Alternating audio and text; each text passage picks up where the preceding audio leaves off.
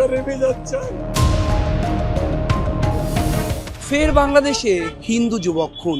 এবার খোকন দীপুচন্দ্র দাসের পর খুন হলেন চঞ্চল চন্দ্র ভৌমিক। অভিযোগ, বাংলাদেশের নরসিংদী এলাকায় দোকানের মধ্যে জীবন্ত জ্বালিয়ে পুড়িয়ে খুন করেছে তাকে দুর্বৃত্তরা। এই ঘটনার পর ফের তোলপাড় হচ্ছে বাংলাদেশ।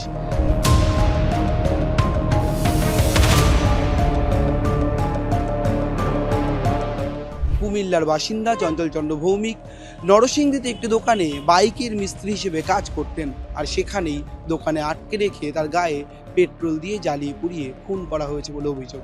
আর এই ঘটনার পর প্রত্যক্ষদর্শীদের বয়ানে উঠে আসছে ভয়ঙ্কর ভয়াবহতা। ঘটনা ঘটছে, এই ঘটনার আমরা সুষ্ঠু তদন্ত করে তদন্ত সাপেক্ষে এর বিচার চাই। এই যে ঘটনাটা পরিকল্পিত ছিল আমার মনে হয়, যেহেতু সিসি ফুটেজে দেখা যাচ্ছে এই জায়গায় প্রায় 1 ঘন্টা যাবৎ সে ছোট ছোট টুকরা নিয়ে তাকে পেট্রোল দিয়ে আস্তে আস্তে শাটারের নিচে দিয়ে দিছে আর কি, দিয়ে তারপরে আগুনটা লাগছে আর কি। তো আমরা এর বিচার চাই। ছেলেটা খুবই ভালো ছিল, খুবই শান্ত ছিল, স্বভাবের ছেলে ছিল, খুবই ভালো ছিল। বাবা এখানে কাজ করতে, এখানে হঠাৎ করে কালকে রাত্রে আমার কলে ঘরে ঘরে আগুন লাগছে। আমার বাবা নাই, আমি কিছু জানলে আমি উপযুক্ত বিচার চাই। যে বাজার আমার বাবাকে এভাবে মারিছে, আমি তাদের উপযুক্ত বিচার চাই। আমার বাবা এখন কে বা কারাই কাজ করছে পরিবার চলার মতো কোনো ফ্যামিলি নাই, ইনকাম করার মতো কেউ নাই। একটা ভাই আছে, ভাইটা বাড়ির সোনা সাদা, আর একটা প্রতিবন্ধী ভাই, আর কেউ না। আমি যে জিনিসটা গ্যারেজে আগুন লেগেছে, আগুন গ্যারেজের ভিতর ছিল, এই অবস্থায় ফায়ার সার্ভিস আসে দেখেছে সে মৃত। এরপরে আমি আসি আসতে আমার মৌকে পাইছি, আমার বিচার হচ্ছে। আমি আমার বাবার হত্যা করে বিচার চাই, যারা আমার বাবাকে মারছে আমি উপযুক্ত বিচার চাই। ফের বাংলাদেশে সংখ্যালঘু নিধনের পর প্রশ্ন উঠছে নিরন্তর। এদেশের আন্তর্জাতিক সম্পর্ক বিশেষজ্ঞরা বলছেন, বাংলাদেশের পার্সপেক্টিভে প্রথমেই একটা জিনিস বলতে হয়, যখন একটা রাষ্ট্রীয় পরিকাঠামোর পতন ঘটে যায় তখন সেটা প্রথম দেখা যায় 2-3 রকমের অ্যাকশন থেকে।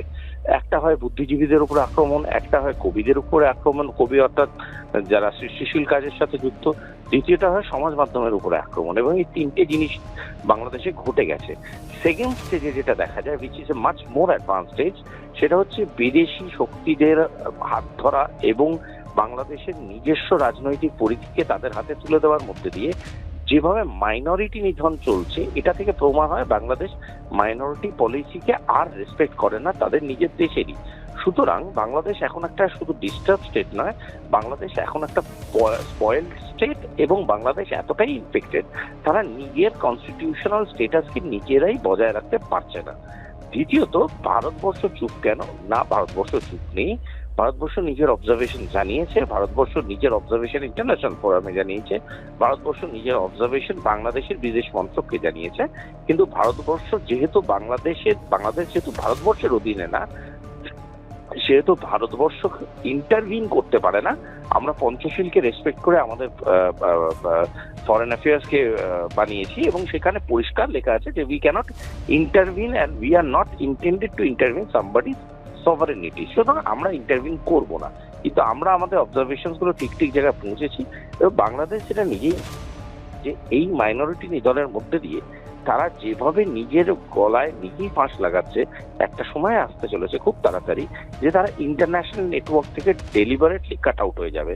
এবং কালচারাল ডিপ্লোমেসির ক্ষেত্রে অলরেডি তারা পিছিয়ে গেল। এই ওয়ার্ল্ড কাপের ক্ষেত্রে দেখলেন কিভাবে বাকিরা তার এগেনস্টে ভোট দিল, এবং কিছুদিন বাদে এনার্জি, রিসোর্স, রিজার্ভ এই সব ব্যাপারে তাদেরকে কাট করে দেওয়া হবে বিকজ অফ দেয়ার বিহেভিয়ার।